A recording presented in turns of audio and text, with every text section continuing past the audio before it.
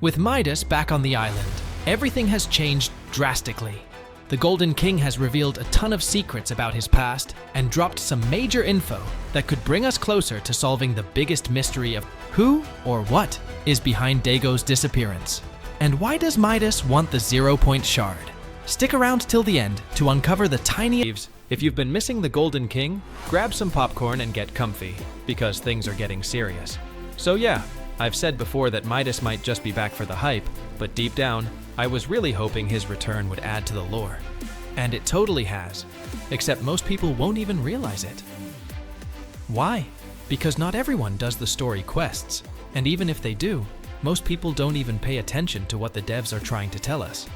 Like, while you're grinding these story missions, you're getting third-partied by sweaty tryhards or other lore hunters just like you. Honestly, Fortnite's storytelling used to be better. It was way easier to notice all the dots and show you the full picture of how the island has changed since the Golden King returned. Although calling him Golden King doesn't even fit anymore, because now he's asking to be called the Golden Gunslinger. Alright, fine, Midas. Golden Gunslinger it is. First, let's talk war with Fletcher Kane. Like I said before, we've been gathering an army of outlaws across the island for a reason, to leave the Baron with nothing. And now, Midas himself has confirmed my theory. Dude completely roasted Kane, calling him nothing but a wannabe with a fluffy tail. Turns out, these two go way back. They actually used to work together. But according to Midas, he was always one step ahead, which is why Kane has been absolutely tilted ever since. Ever since that moment, the furry wolf guy has been obsessed with being the best of the best. But we're about to bring him back down to earth. Right now, Fortnite is running a community challenge, where we're literally raiding Fletcher Kane's vaults to back him into a corner. Obviously pulling off Kane's entire fortune and put his so-called Golden Empire in check. But that's just the tip of the iceberg, because this war between two legendary crime bosses runs way deeper than we originally thought.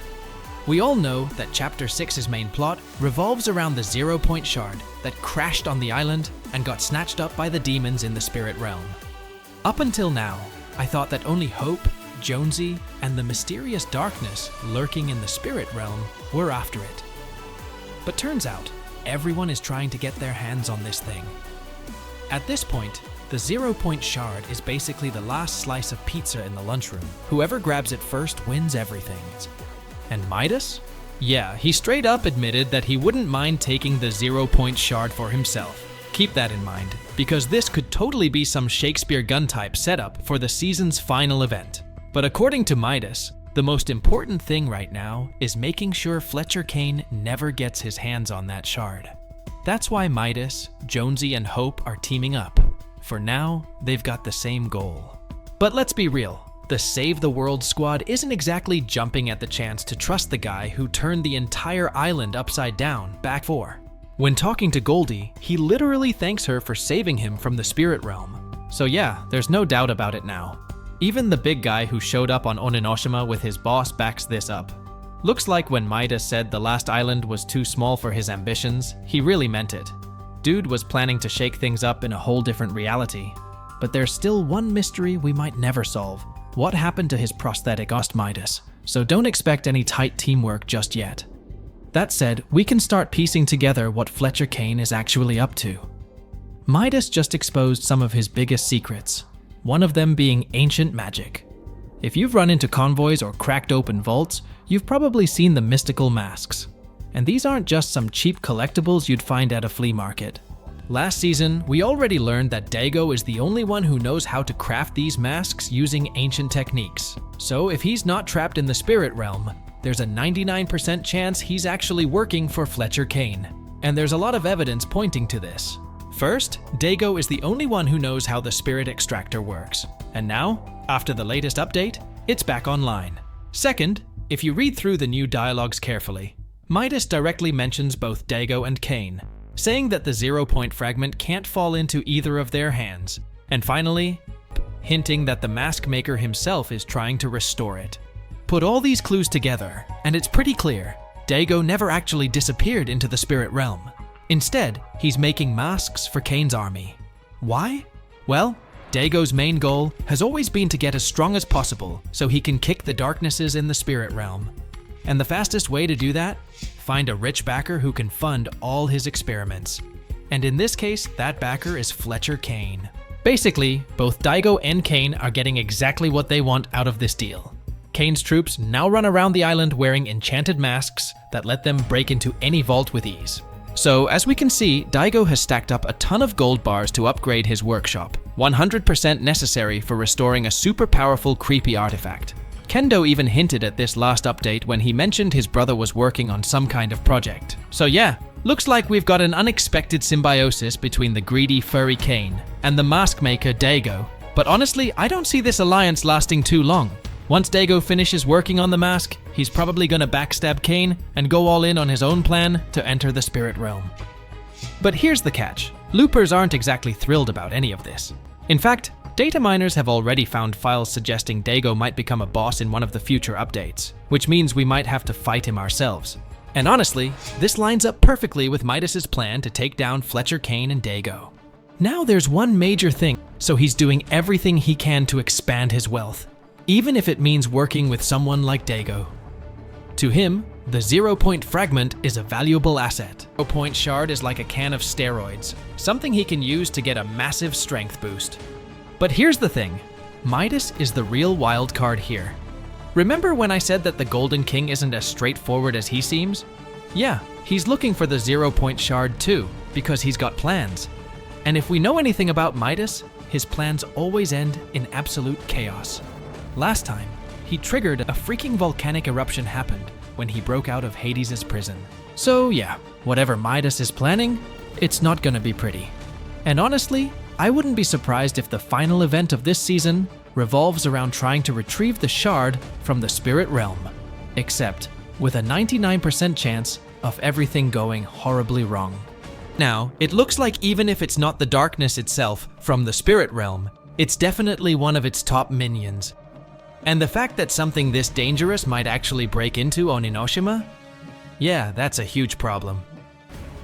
As I expected, Charlie Wen is actually trying to create a connected story where NPCs aren't just lifeless bots, but actual pieces of the lore.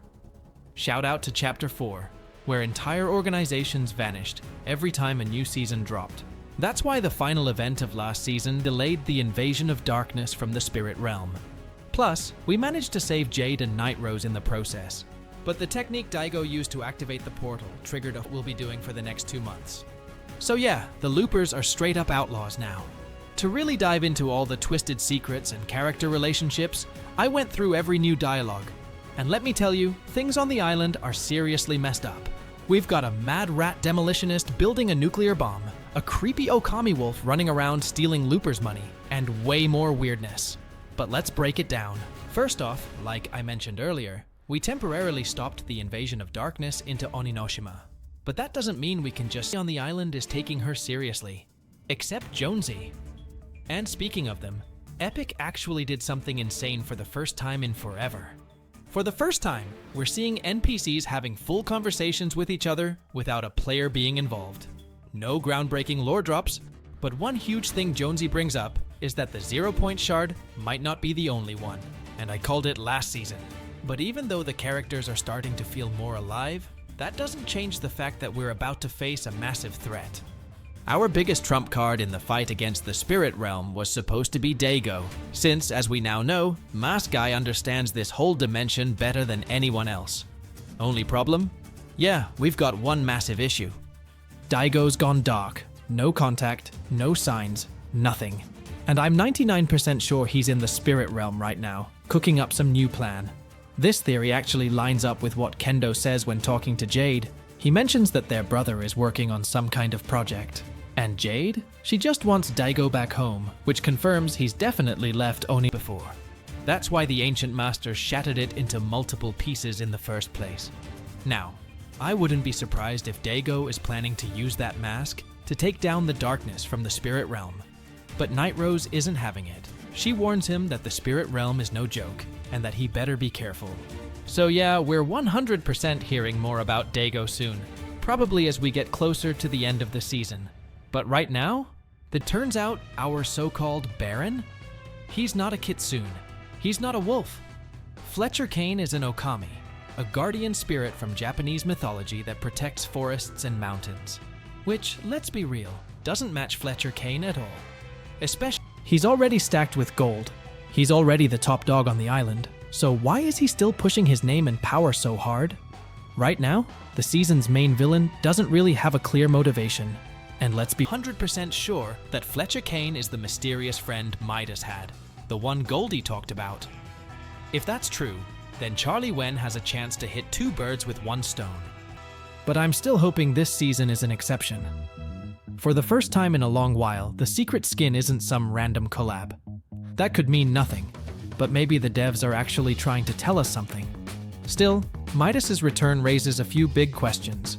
First, this is definitely the original Midas from Chapter 2 and Chapter 5. How do we know? Hope is to help Hope, Jonesy, and Kendo break into the spirit realm. Their main mission is to steal back the 0-point shard, which is currently in the hands of Dark, basically running back the heist storyline from Chapter 4 Season 4, where we built a dream team to rob Kato Thorne's vaults. Only this time, the target is Fletcher Kane and the 0-point. And who's going to be part of this heist crew? No need to overthink it. Pretty much every Battle Pass character is in on it, except for Fletcher Kane, obviously. But there's one more guy who's not, because at this point, is there even a loop anymore? Maybe we should all just be called Skillets now. Press F if you're okay with it. But for real, if you drop by Skillet's hideout, you'll spot something very interesting. A detailed blueprint of some kind of explosive. And trust me, this ain't just for decoration. I'm betting all my V-Bucks that this crazy rat is cooking up something big.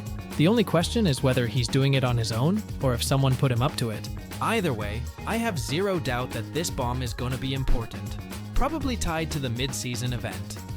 Meanwhile, our main trio, Jonesy, Kendo, and Hope, aren't exactly rushing to save the world right now. They're a little preoccupied with, well, each other. Because guess what? We've got a love triangle brewing. Apparently, Kendo's got it bad for Hope.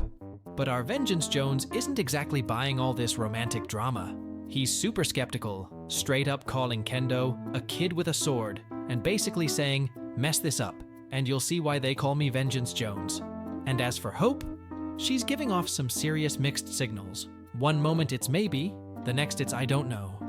Classic hard-to-get energy. So yeah, strict, overprotective dad energy from Jonesy, distant and mysterious Hope, and a hopeless romantic Kendo with zero shot. Let's see how far Kendo's willing to go to impress Miss Too Cool for commitment.